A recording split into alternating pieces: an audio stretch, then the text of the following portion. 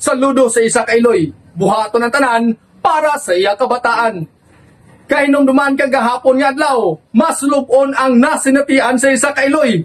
Matapos gintapan sang kawatan ang iyang ginbakal nga school supply kag school uniform. Kag subong mga K5, katuan naton na niya panimalay agon tagaan sang bulig pinansyal para makabakal siya sa school supply kag school uniform sa iya nga kabataan. Yari ang kumpleto nga detalye. Klinika D3 Bio, nagaprotekta batok sa hypertension. Klinika D3 Bio. Ano pag ito ang gikuha, ma'am? Atong unod, ma'am? Mga school supply lang to, sir. Sa mo bata? Uniform kag grocery. Ay.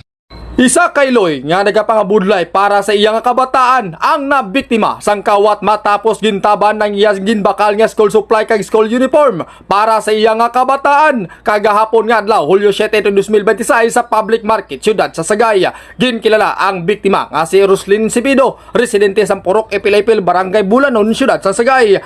Kag may duha nga kabataan nga ginpreparar para sa pagbukas ang klase. Bangod sa natabo ginkantuan sang K5 patrol team ang panimalay ni Roslyn agod maghatag sang bulig pinansyal nga halin sa mga sponsor kag maayong taypusoon agod magkabakaliwat sang school supply kag school uniform para sa iya nga kabataan. Samtang nagapadayon ang pagtipon sang bulig nakatikom ang K5 Jasmine Sagay sang mas sobra 7,000 pesos sa bulig pinansyal. Ginopdan man sang K5 patrol team si Roslyn sa pagbakal sang bugas, groceries, school supplies kag school uniform agod makasiguro. So mga 55 nagpakal na si ma'am sa school supply sa niya bata kag sa school uniform mga si ma'am Roslyn principal Nga handa ang iyang nga kabataan sa pagbukas sang klase. Dako gid ang pagpasalamat ni Roslyn Sibido sa tanan nga nagabulig kag napakita sang suporta sa iya pamilya sa tion sang ila panginahanglan. Lakip sa naghatag sang bulig pinansyal si Barangay Kapitan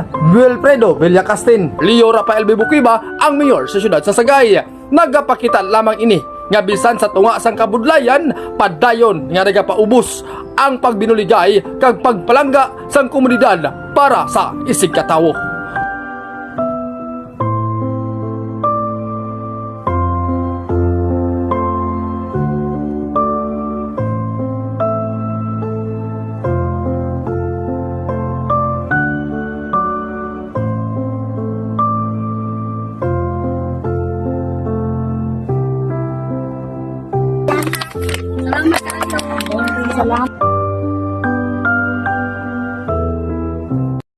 Salamat sa nanghatag diri sa ako Ako kay katabang pamalit ng bugas, mga grocery kag mga school supply o uniform.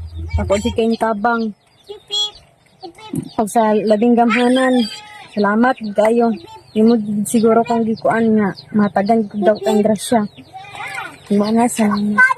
Para sa K5 Northern Negros, ini si K5 Ariel Apas para sa kampyon nga mga balita, serbisyo publiko kag kalingawan sa Northern Negros. K5 News FM. Para protektado sa hilana, trangkaso kagubo, mag D3 Bio. Sa D3 Bio, dasi ka magayo.